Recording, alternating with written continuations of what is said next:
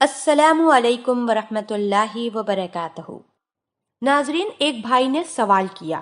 ان کا سوال کچھ یوں ہے کہ ایک عالم نے اپنے خطاب کے دوران یہ کہا کہ اگر کسی وجہ سے ایام حمل میں بچے کی وجہ سے ماں کی زندگی کو خطرہ لاحق ہو تو اسقاط حمل کی اجازت ہے، لیکن یہ اسقاط استقرار حمل کے بعد 12 ہفتوں کے اندر ہو سکتا ہے۔ 12 ہفتوں کے بعد اسقاط جائز نہیں، خواہ اس کی وجہ سے ماں کی زندگی خطرے میں پڑ جائے۔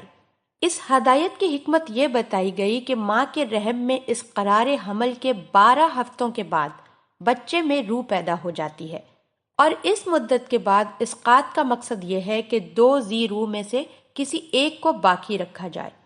اس انتخاب کا حق انسان کو نہیں ہے، یہ صرف اللہ کے اختیار اور قدرت میں ہے کہ وہ جس کو چاہے باقی رکھے، ماں کو یا بچے کو۔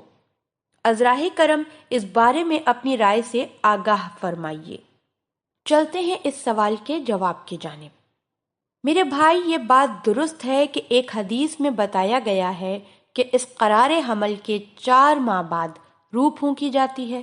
یہ بات بھی درست ہے کہ علماء کی اکثریت کو اس مدت کے اندر اسقاط حمل کرانے پر اعتراض نہیں ہے، لیکن زیادہ قابل توجہ بات یہ ہے کہ اسلام اسقاط حمل کو پسند نہیں کرتا، سوائے اس کے طبی امور کے بنا پر ناگزیر ہو۔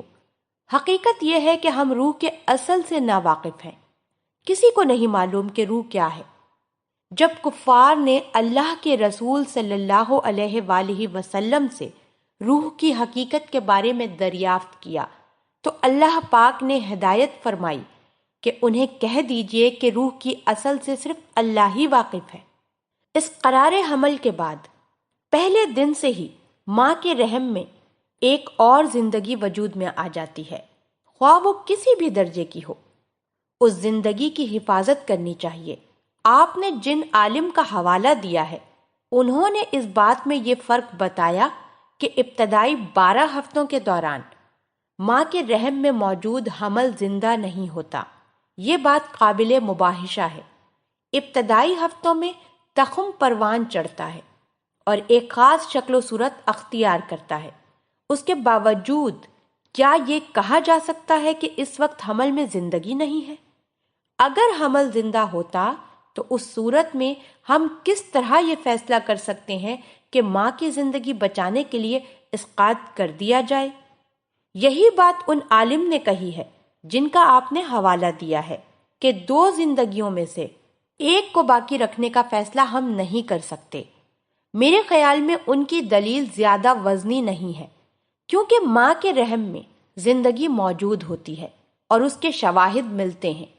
علماء اس بات پر متفق ہیں کہ اگر بچے کی وجہ سے ماں کی زندگی کو خطرہ لاحق ہو اور یہ خطرہ اسقاط کے بعد دور ہو سکتا ہو تو اسقاط کرا لینا چاہیے۔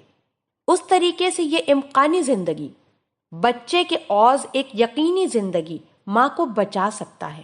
یہ انتخاب ہمارے لیے کر دیا گیا ہے، ہمیں فیصلہ کرنے کی ضرورت نہیں ہے۔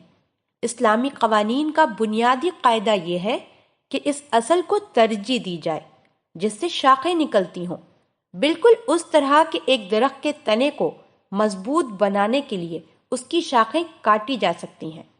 جب ہم ماں کی زندگی بچاتے ہیں تو اس میں پسند اور انتخاب کا سوال پیدا نہیں ہوتا، ہم محض اسلامی ہدایات پر عمل کر رہے ہوتے ہیں۔ طبی نقطۂ نظر سے اسقاط جس قدر جلد عمل میں آئے وہ ماں کے لیے اتنا ہی خطرے کا باعث ہوتا ہے۔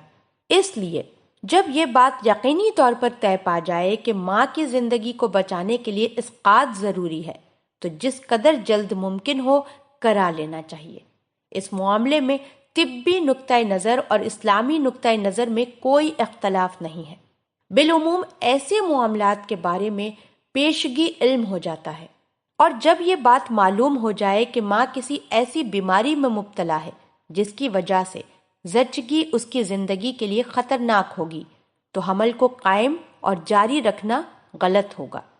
ڈاکٹرز کی بہرحال یہ کوشش ہوتی ہے کہ وہ ماں کے ساتھ ساتھ اگر بچے کے بچنے کے امکانات ہیں تو اسے بھی بچا لیں۔ اس صورت میں اگر ڈاکٹر مناسب سمجھے تو وہ اسقاط کو کچھ عرصے کے لیے ملتوی کر سکتا ہے، بشرط یہ کہ اس سے ماں کی زندگی خطرے میں نہ پڑے۔ یہ طریقہ بھی قابل قبول ہے۔ ڈاکٹر مناسب سمجھے تو 4 ماہ کے بعد بھی اسقاط کر سکتا ہے۔ اللہ پاک آپ سب کو اپنے حفظ و امان میں رکھے، آمین۔